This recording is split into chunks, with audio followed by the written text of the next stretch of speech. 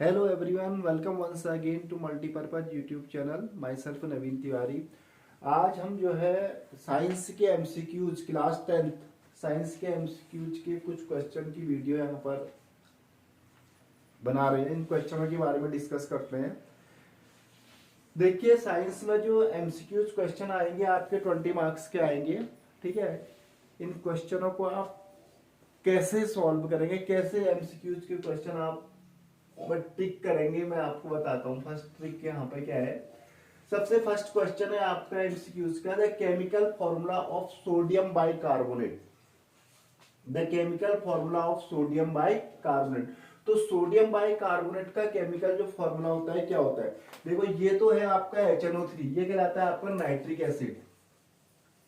ये तो हुआ नहीं, HNO3 क्या होता है? Nitric acid. CH3COH ये होता है आपका एसिटिक एसिड। CH3COH कहलाता है एसिटिक एसिड। एंड NaHCO3 ये कहलाता है आपका सोडियम बाइकार्बोनेट या सोडियम हाइड्रोजन कार्बोनेट भी कह सकते हैं आप उसको। सोडियम बाइकार्बोनेट के या सोडियम हाइड्रोजन कार्बोनेट के, दोनों ही सेम है। क्वेश्चन ऐसा भी आ सकता है, the chemical formula of sodium hydrogen carbonate, तो आप तब भी ये यहाँ पर NaHCO3 करेंगे, और सोडियम बाइकार्बोनेट कहेगा तो तब भी ये करेंगे। और ये जो आपका है, ये कौन सा है पता है? ये हाइड्रोकार्बन है, C3H7OH।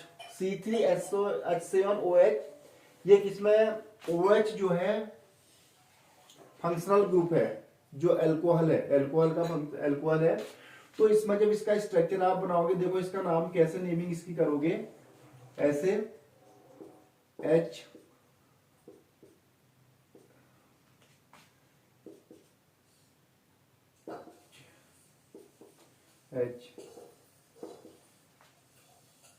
एंड H, 3 3 3 2 5, ठीक है, 6, 1 2 एंड OH 1 2 3 4 5 6 7। C3H7 का स्ट्रक्चर कुछ ढंग से बनेगा, और इसकी नेमिंग जब आप करोगे, जहां से फंक्शनल ग्रुप नजदीक होता है वहां से हम नंबरिंग करते हैं 1 2 3। 3 कार्बन है तो एक कार्बन में मेथ होता है, 2 कार्बन में एथ, और 3 कार्बन में होता है प्रोप। तो इसमें OH है तो OH के लिए लगाते हैं ऑल, तो इसका नाम हो जाएगा आपका प्रोपिनॉल। तो ये वाला जो C3H7OH है ये कहलाएगा प्रोपेनॉल। तो सोडियम हाइड्रोजन कार्बोनेट आपका कहलाएगा NaHCO3। C3H7OH का यदि आप स्ट्रक्चर बनाएंगे तो इस तरह से बन जाएगा। OH इसमें अल्कोहल ग्रुप है, फंक्शनल ग्रुप है, राइट। सेकेंड आपका आता है, तो फर्स्ट का ऑप्शन हो जाएगा third. Second, a solution turns red litmus to blue. अगर रेड को जो ब्लू करता है, रेड टू ब्लू, तो वो करता है, रेड को ब्लू करता है base, B for base, B for bitter and B for blue. ये इसकी ट्रिक है। B से बेस, B से बीटर कड़वे होते हैं, और B से ब्लू, और रेड को ब्लू जो करते हैं वो बेस कहलाते हैं। इनका pH जो होता है बेस का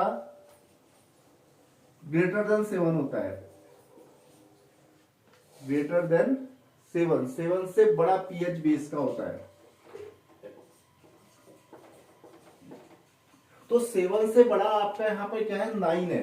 तो रेड लिटमस को क्या कर रहा है? ब्लू कर रहा है। ब्लू जो कर रहा है, B for blue, B for base, तो रेड लिटमस को ब्लू कर रहा है, तो क्या होगा?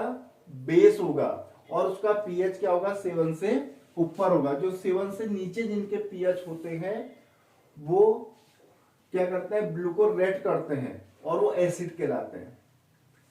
ठीक है, तो इसका आंसर हो जाएगा question fourth option 9।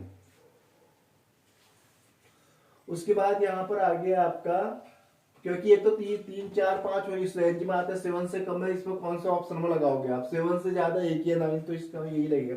The human I forms the image of an object at its. Human मनुष्य की जो आंख होती है वो हमेशा जो है रेटिना पर इमेज को फॉर्म करती है। कहां पर बनेगा? रेटिना पर इसकी इमेज बनेगी।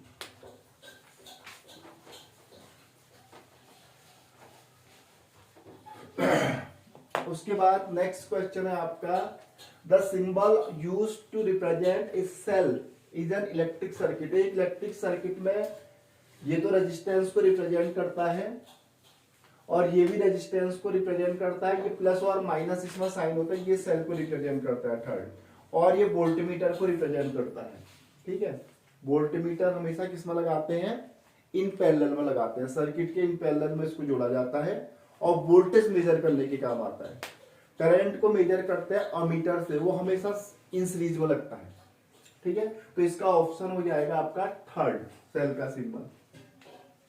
उसके बाद ऐसा unit of electric resistance is, तो यहां पर इलेक्ट्रिक रेजिस्टेंस की ऐसा यूनिट बतानी है। इलेक्ट्रिक रेजिस्टेंस की ऐसा यूनिट होती है ओम, क्योंकि एम्पियर जो ऐसा यूनिट है ये होती है करंट की। करंट की ऐसा यूनिट एम्पियर, पोटेंशियल डिफरेंस की ऐसा unit volt, and specific resistance जिसको हम यहां पर विशिष्ट प्रतिरोध कहते हैं, स्पेसिफिक रेजिस्टेंस, उसकी यूनिट होती है ओम मीटर। तो रेजिस्टेंस की यूनिट क्या होगी यहां पर, ओम। तो ऑप्शन फर्स्ट वाला सही हो जाएगा। उसके बाद क्वेश्चन नंबर 6 है, the distance between pole and principal focus of a spherical mirror is called.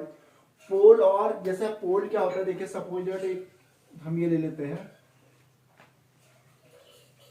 यहां से सपोज इसका रिफ्लेक्शन हो रहा है, यहां से हमने इसमें पॉलिश कर दी है, ये हमने कॉन्केव मिरर ले लिया। तो the distance between pole and principal focus, pole तो आपका ये होता है और पोल ये पूरा प्रिंसिपल एक्सिस होता है, इसको कहते हैं सी, ये कहलाता है सेंटर ऑफ कर्वेचर। ये जैसे सर्किल से जो स्फेरिकल मिरर से कटा होगा तो उसका सेंटर होगा ये, तो इसको यहां पर इसमें बोल देते हैं मिरर में इसको सेंटर ऑफ कर्वेचर, और पीसी को कहते हैं रेडियस ऑफ कर्वेचर। जितनी दूरी पर सी होता है, सी से उतनी दूरी पर यहां पर एफ होता है। ठीक है, तो पोल से फोकस तक की जो डिस्टेंस होती है ये कहलाती है फोकल लेंथ, ये कहलाती है फोकल लेंथ। पी से एफ तक की डिस्टेंस क्या कहलाएगी, आपकी फोकल लेंथ। ठीक है, तो इस प्रकार से इनको हम यहां पर कर सकते हैं।